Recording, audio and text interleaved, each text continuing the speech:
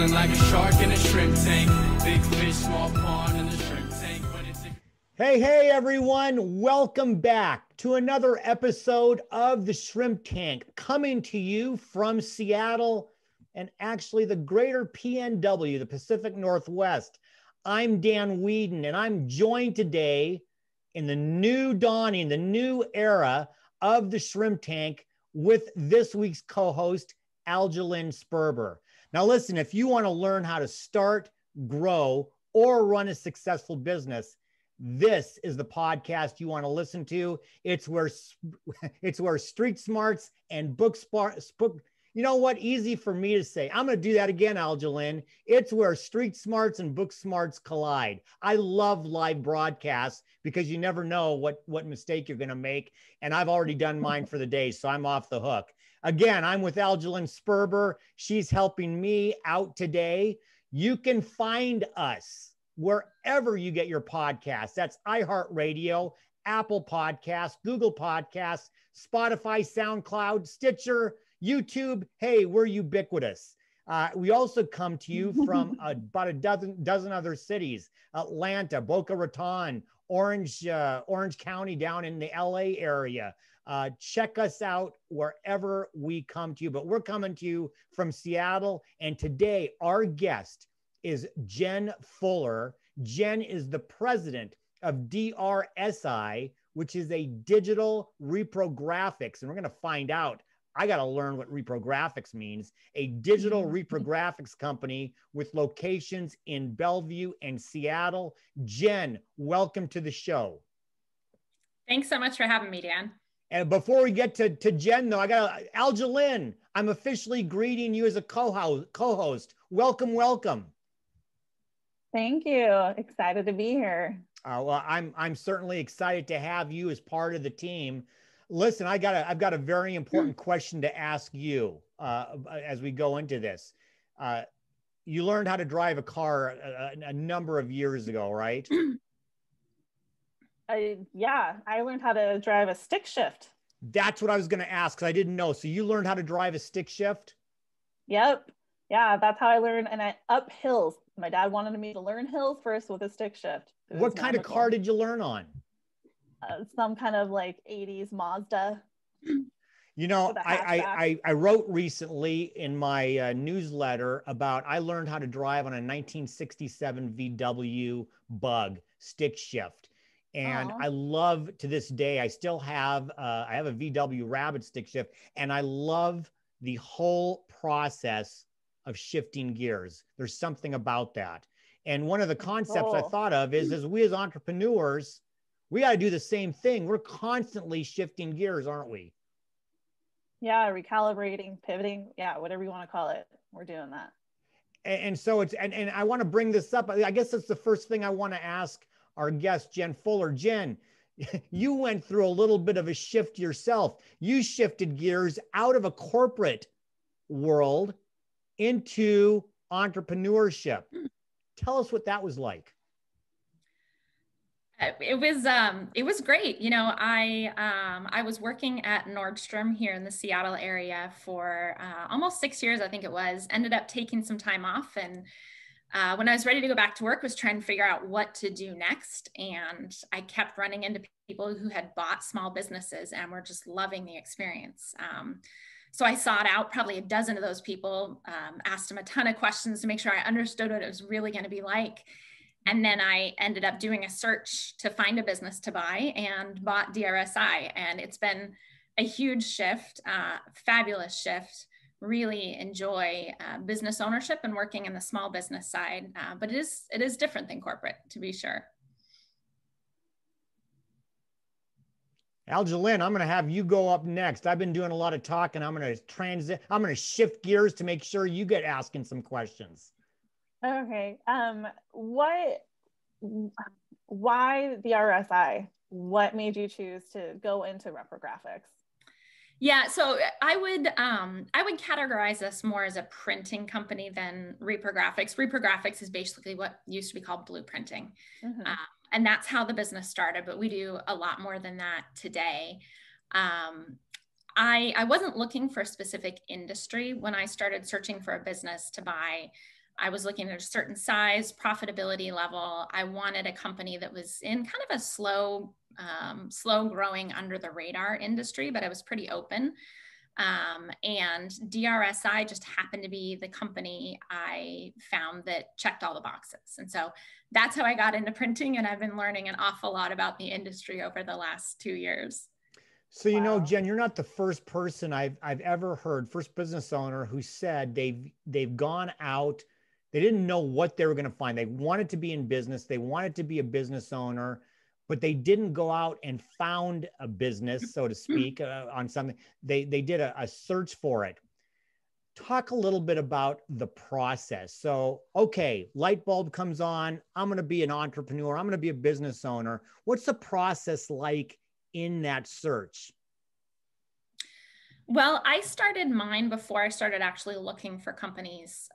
Like I said, talking to a lot of people who had already done it so that I could learn from them. And that was incredibly useful. And people were very, very generous with their time and helping me understand what the process looked like. Once I got started, you know, I set up a company, Kent Hill Capital. That was my search firm. And I used that to go out to the market and look for businesses to buy.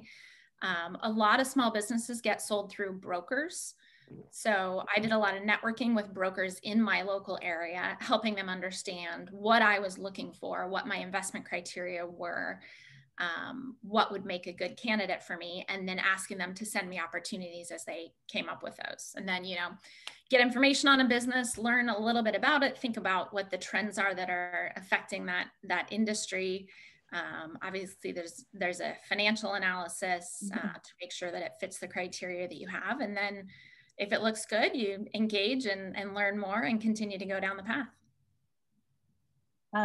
I'd actually like to switch gears now to something a little bit more closer to the heart. And, you know, Mother's Day is coming up, and Jen, you're the mom of 2 young children.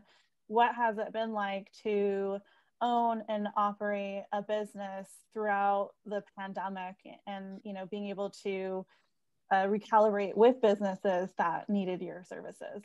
Yeah, I'll start on the personal side of that. That was challenging. My kids' school was canceled in early March. My kids were 4 and 6 at the time. And so it was me and my husband at home, both working full-time jobs with 2 little kids, kind of free range within the house. Luckily, they were responsible, no major accidents, but it was a lot to juggle. You know, we made it through that. On the business side, I think it was challenging as well, because here in the Northwest, we're close to where the outbreak started. And we unfortunately had family members of employees that were impacted in the very beginning, early March, before there was much government guidance on what to do. And we didn't know what contact tracing was. And nobody had heard of social distancing. And so we were trying to navigate through all of that real time before there was any guidance out. So that was challenging. But we figured it out, and we made it through that too. What would be a tip that you have for other, you know, female business owners out there that are moms to, you know, keep persevering in this kind of like new normal that we're in? I mean, I think the new normal is great for working families, moms and dads, because it has forced everybody to acknowledge we come to work, and work is just one part of our lives, and we are whole people, and there are other things that are impacting us. So, you know, I've had an awful lot of Zoom meetings and team meetings with a kid on my lap, because they come in and they need mom. And I think the pandemic, and with so many people working from home, that's become a lot more common. And I think people are just really appreciative and understanding of the fact that everybody's juggling a lot.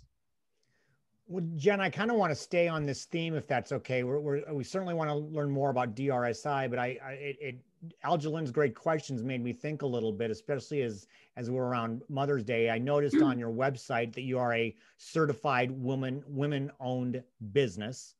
And we've had a few other guests who have been the same. That's quite a process. It's not literally saying, well, I'm a woman, and I own a business, so I'm a cert. Tell those out there listening what the, you have to actually work to get that certification. Can you talk a little bit about it? Yeah, that was interesting. So I bought the business, excuse me, in March of 2019.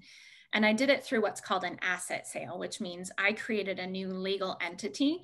And that legal entity then bought the assets of the business of DRSi. What that meant was I had a new taxpayer ID number.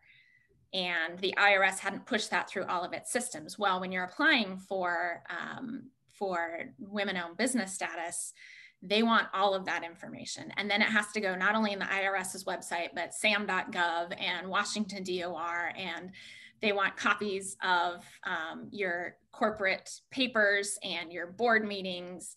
And they want to make darn sure that you as the woman are actually running the business and it's not just in your name, but somebody else is running it. So I think the paperwork process, including kind of following through and making sure that my taxpayer identification number got in all the right systems, probably took 4 or 5 months and countless hours. Worth the time? I think so. I think it is. It's a useful designation to have. There are some companies and some of our customers who do value that. And we're always looking for opportunities to work with, really with any customers, but customers that value diversity and want to support small businesses. It's really a great fit for us. And so this is a nice stamp of approval for them to see that we've been vetted and we can help them to meet their supplier diversity goals. So Jen, I'd like to, before we're going to be going to break here in a few minutes, before we do, I want to spend a little bit of time talking about DRSi. I kind of said reprographics and I wasn't quite sure what the definition was. And you said blueprints. Talk a little bit about what exactly you do for your clients. Do you have a certain industry that you work predominantly with? And why would somebody say, I got to talk to them about my printing needs? Yeah. So it's a great question, Dan. This business was started 30 years ago as a blueprinter, back when it was actual blueprints with chemicals. And so what that means is our customer base was primarily architects, engineers, and folks in the construction industry.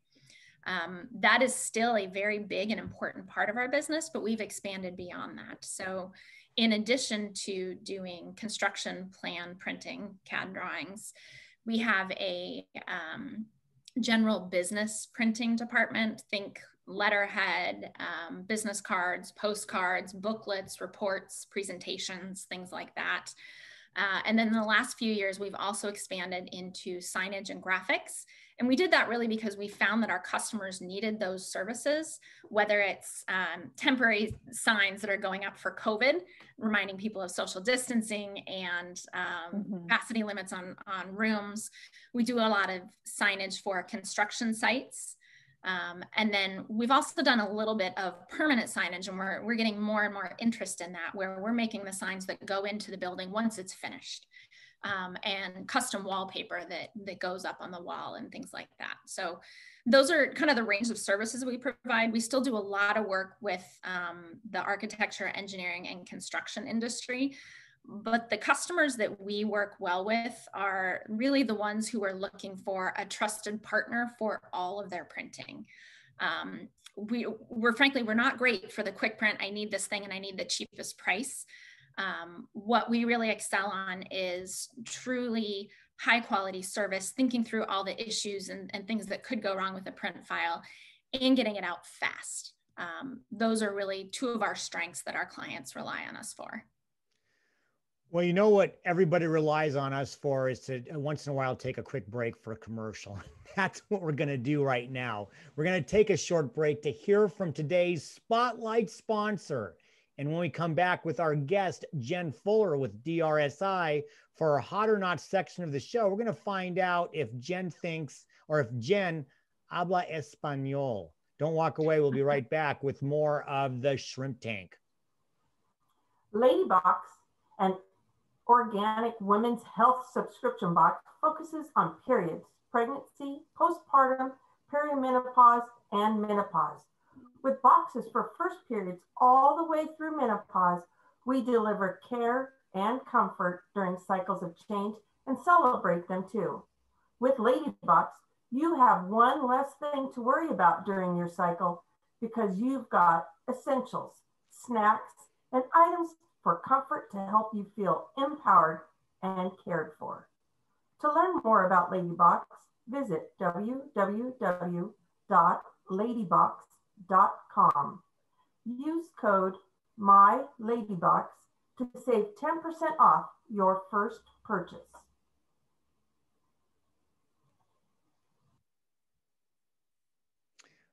All right, I know it is Aljalyn. This would be you coming in out of the break. Welcome back to the Shrimp Tank, where we interviewed the best and brightest CEOs and business thought leaders in the greater Puget Sound area and beyond. I'm Aljalyn Ferber. Our guest today is Jen Fuller from DRSi. Are you ready for the next segment, Hot or Not? Let's do it.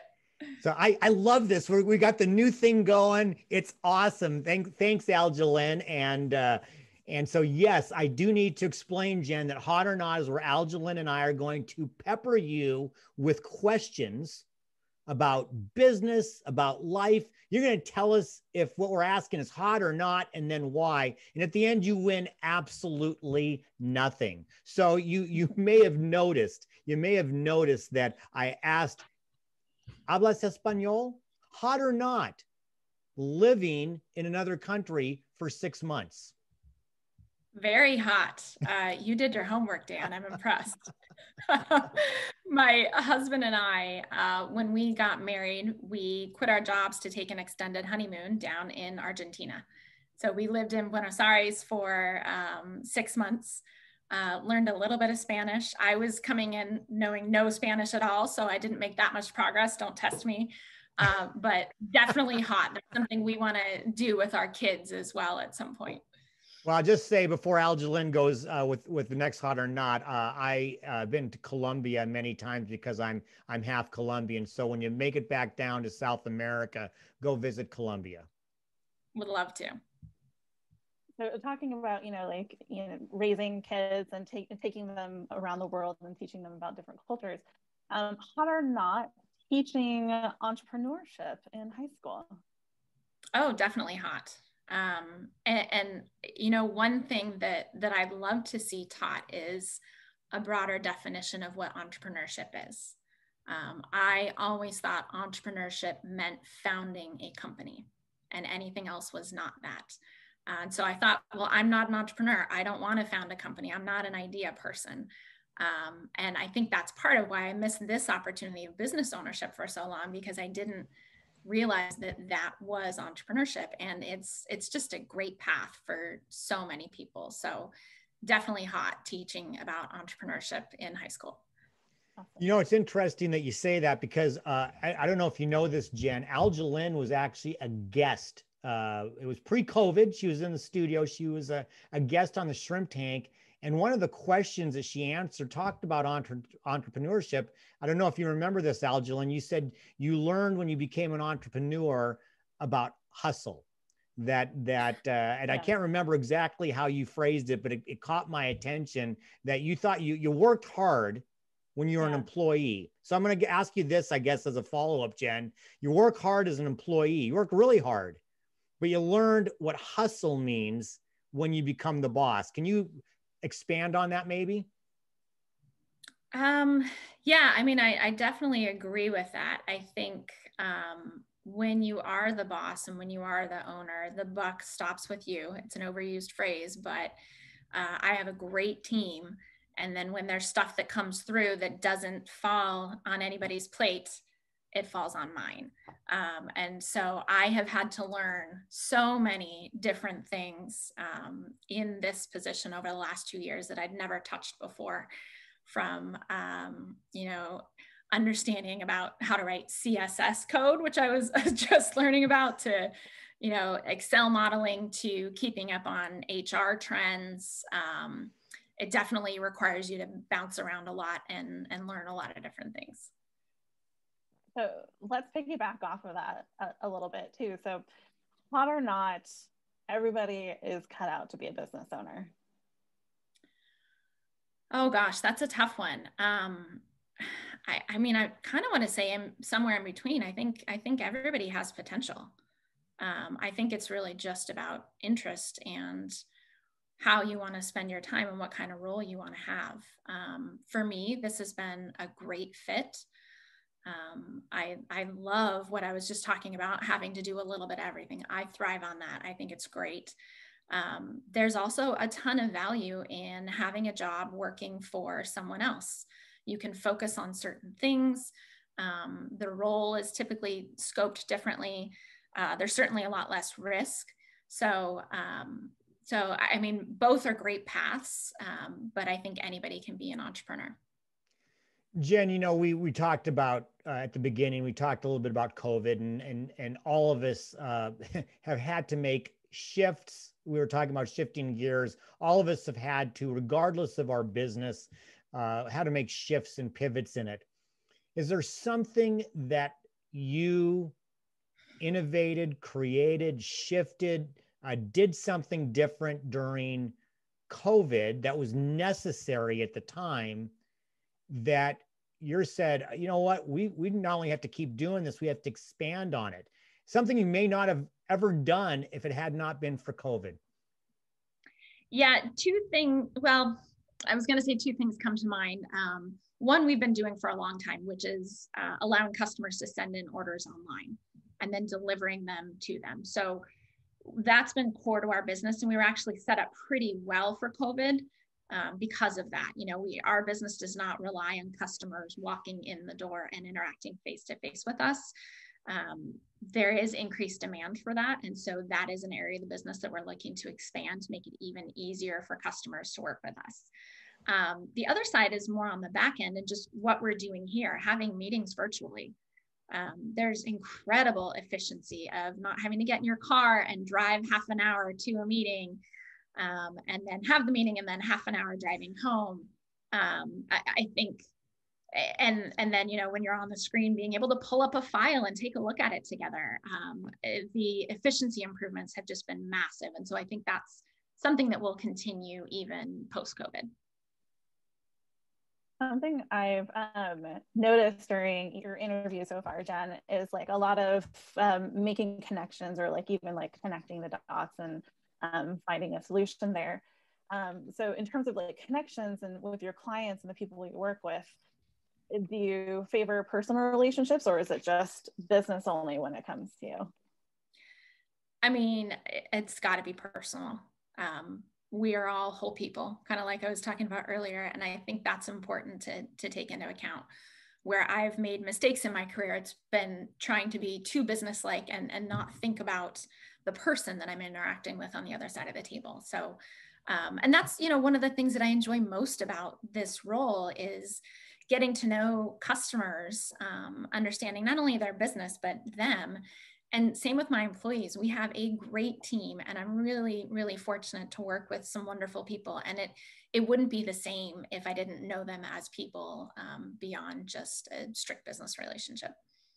Well, you know, and maybe even to carry that forward, and you're going to be amazed at the crack research team we have, Jen. We noted that you've done some community work too. You've served on the board of directors for Open Arms Perinatal Services and have been active in East African Community Services and Social Venture Partners in Seattle. So you've taken that relationship role and you've expanded out. Talk about being active in one's community as a business owner, maybe not only because that's what a lot of business owners do as part of it, but really from a passion standpoint. Can you talk a little bit about your community service?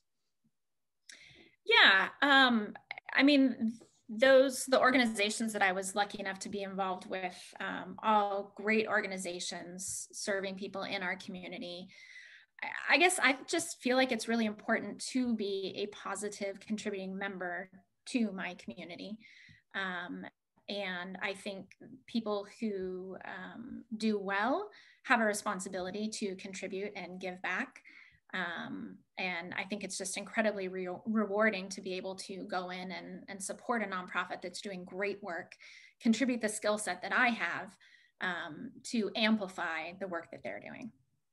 Algelyn, I have a quick follow-up on that because I really like what you said. The other thing that can happen, though, is we know how busy everybody can get. How do you balance not only what you just mentioned, working in the community, but what you talked about with Algelyn earlier about being a mom of two, and then having, how many employees do you have, by the way? 21. 21. How do you deal with kind of that balancing act in total? You know, I guess I think of it on a broader perspective, a lifelong perspective. I'm not doing all of the things all the time. I knew in buying a new business that I would need to be really focused on that for the first few years, particularly because I don't come from the industry. And so I stepped back from my board position. But that is something that I plan to get engaged in again, once I have,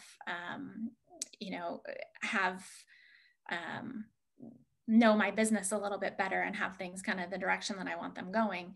I'll jump back into nonprofit work and hopefully have the opportunity to serve on another board or two. So I think it's, depending on stage in your life, what makes sense for you and what kinds of things you can balance. So I think it's just taking the bigger picture look and making sure that over the long term, you're spending your time on the things that are important to you. Thinking of being on boards, are there other boards that you're on, and what is like the framework that you use to determine whether or not you even want to be a part of a board or advisor? Yeah, no, it's currently I'm on the board for an industry association in the printing industry. And that's two ways. I'm benefiting a ton from being with other smart business owners and learning from them how they've run their business. And then I'm able to contribute as well.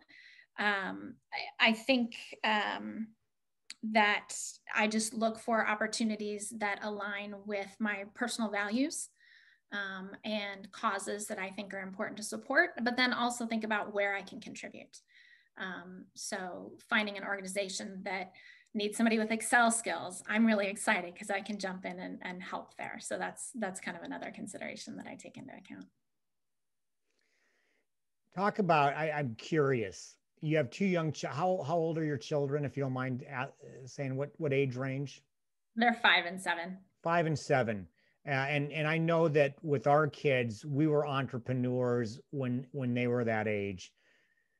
Talk about what you think now being the boss as they grow up through their formative grade school, junior high school, what kind of an effect do you think it will have on them to watch you running a business? I know it's a little bit crystal ball, but what do you think they'll be able to glean from that?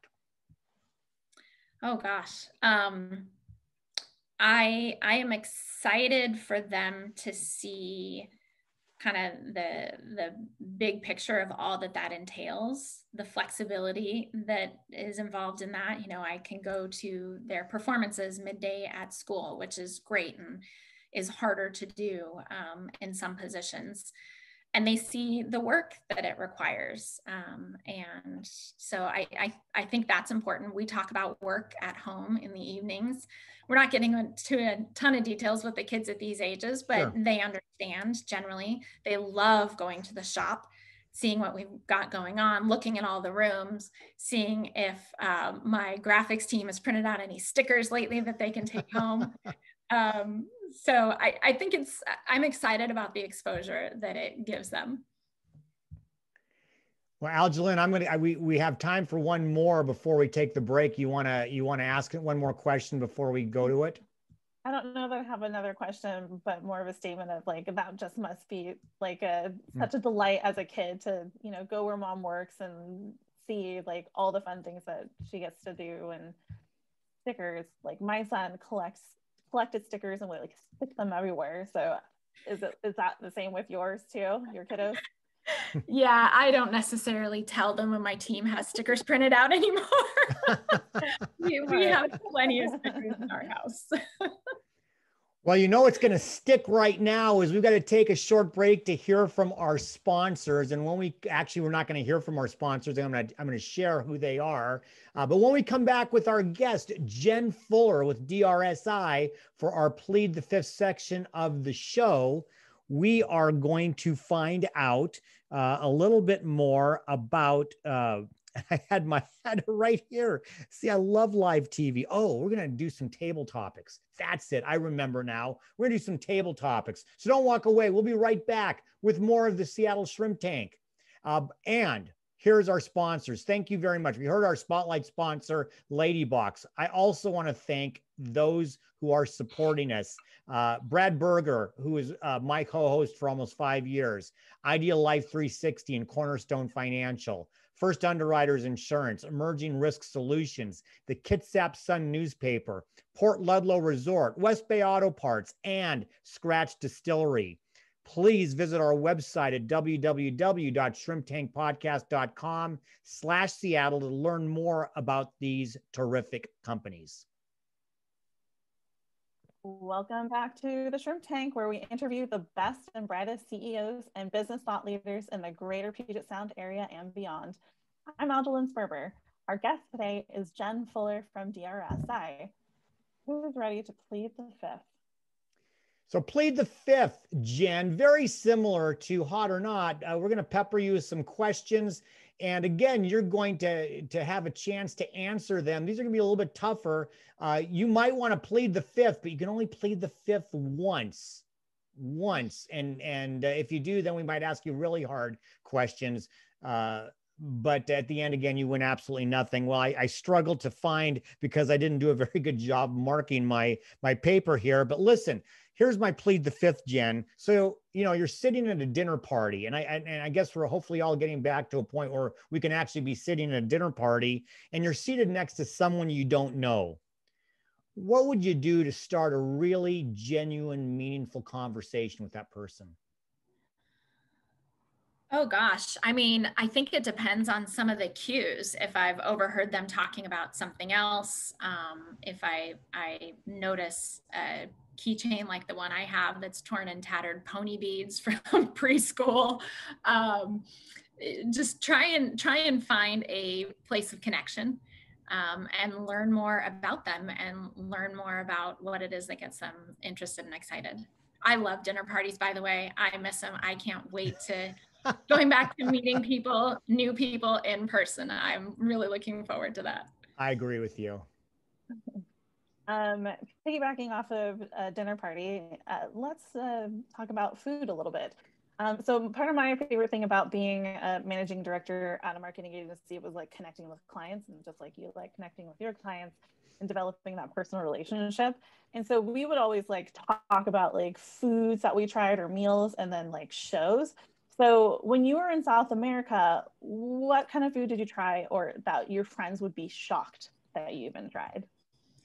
I mean, we were in Argentina and the food is pretty great there. I'm not sure there was anything terribly shocking.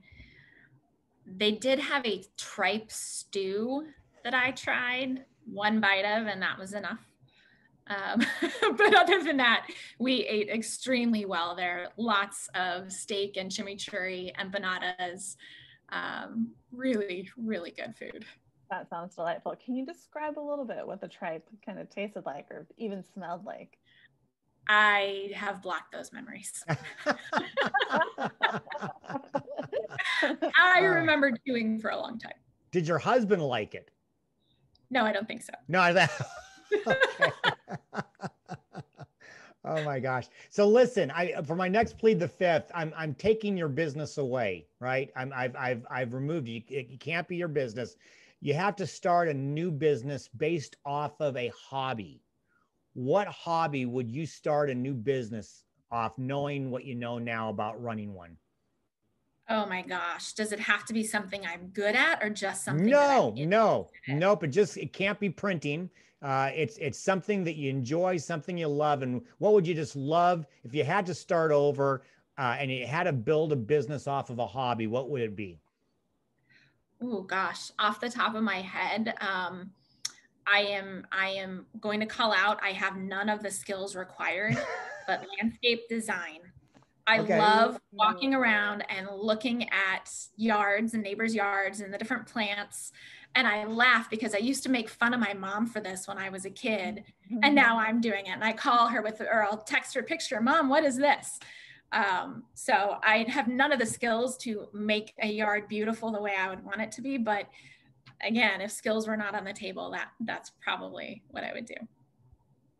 Then my son and I, we used to walk around the neighborhood and rate everybody's lawns. So like, kind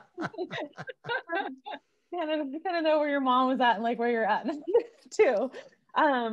So plead the fifth or not. Share with us a past failure that taught you more than what success may have done. A past failure. Mm-hmm. Oh gosh, there are plenty. I think, one thing that I learned in business school and have continued to learn since is extremely successful people, counter to what I thought. It's not that they don't make mistakes. They make a lot of mistakes and they learn from them. And so I always find learning about mistakes to be really inspiring and rewarding. I think the one that I was most horrified with was this consulting job that I had after business school. I went to Harvard Business School and then I got a job with Bain & Company in San Francisco. And I was doing an analysis for one of our clients. It was in Excel. And I ended up switching the labels on two things. And we presented this thing to the clients. It's like, those results are very counterintuitive. And I'm like, I know they are, aren't they? Well, a week later, I go back and pull up the analysis and realize I had switched the labels and it wasn't counterintuitive. It should have been exactly what I expected. So we had to go back to the client and explain what happened and apologize and make it right. But that was one that really hurt. Oh, goodness. Well, Jen, before the show, as we were getting ready, we were talking a little bit. My daughter works at Nordstrom and has been there now 5 years. And you spent a number of years at an executive level at Nordstrom. Great company. We agreed on that. What are some of the lessons that you learned while being at Nordstrom or maybe any of the other companies, but maybe from Nordstrom, that you've taken into running your business now as the boss? One thing that I've really taken in is bringing in all the parties that are involved, getting them to weigh in on a decision. I tend to like to move really fast. And I recognize that moving fast can sometimes slow us down overall if I don't have the right people at the table. And that was something really important to being successful on any work at Nordstrom, was that collaboration and getting the right people in the room, making sure that we had all the voices, all the concerns were heard and understood, and that we were putting together a solution that made the most sense based on all of those contributions. So that's something I've tried to apply in DRSi as well. I think that's fantastic. That's a great takeaway for any type of business to learn from. Yeah. Jen, here's a tough one. Are you ready? Let's do it. What makes you uncomfortable? Oh, difficult conversations make me uncomfortable. How do you navigate them? Well, I used to just try and avoid them as long as possible. And now I think, particularly, being the owner, that's part of the responsibility, is having difficult conversations, whether it's with an employee or a client or a vendor. And I think one of the things I've learned is just sit with the discomfort, acknowledge that it's uncomfortable. And it's probably uncomfortable on both sides. Try and prepare as much as I can. Try and listen a lot. And make sure that I'm understanding the other person's perspective. So that's something that makes me uncomfortable. So just as a quick follow-up, I mean, obviously I think one of the biggest challenges that entrepreneur or new entrepreneurs go through is all of a sudden being responsible for 20-ish employees and their families and all of that. You know, as the president of the organization and knowing that, can you share with people who might be listening and thinking about, hey, I might be going in and I'm going to do the same thing Jen did. I'm going to buy a business, that type. What are some of the key things that you might share with them if they're getting ready to do that? Number one, buy a good business. Okay. Buy a strong business with a great team that knows what they're doing. There are lots of opportunities out there to buy a not very good business or a turnaround, and you can get them cheaper, but I don't think it's worth it. One of the things that made me comfortable buying this business in printing that I have no experience in whatsoever was I knew that it came with a team that really had a lot of expertise. You know, a lot of our employees have been with us 10 or more years. And so I think with that as a resource, they have taught me a ton about this business. And I would recommend buying a good, solid business with a good, solid team. That gives you a lot more runway and time to learn and room for mistakes than if you're buying something that's in a turnaround stage. Well, Jen, thank you so much for being a guest here on the Shrimp Tank. It's been amazing to connect with you and learn about your business and hear, you know, stories from another mom, you know, running a business during the pandemic. For our listeners that want to get in touch with you or learn more about your company, how can they reach you? Yeah, thank you both so much for having me. It's really fun to have this conversation. For folks who want to reach out, our company is DRSi, and we can be found at www.drsi.net. And you can reach me at Jen with one N at drsi.net. Thanks, Jen. Make sure you check out all the replays on shrimptankpodcast.com/Seattle and wherever else you get your podcasts like iHeart, Google, Spotify. Please follow us on our show social media pages on YouTube, Facebook, and Instagram. Well, our next show will be on May 5th, a week from today. And I want to share that it's at a special time. It's going to be 2 p.m. Pacific because we had a previous conflict. So May 12th. Today's May 5th. Today's Cinco de Mayo. My mistake. It's going to be on May 12th. And our guest will be Diana Smelland. She is CEO of one of our sponsors, Port Ludlow Resort. Again, please note the special time, May 12th, 2 p.m. My co-host for the week will be James Alberson. In the meantime, be safe, be well, be prosperous, because until next week, the shrimp is back in the tank. See you next week. I've been feeling like a shark in a shrimp tank. Big fish, small pond in the shrimp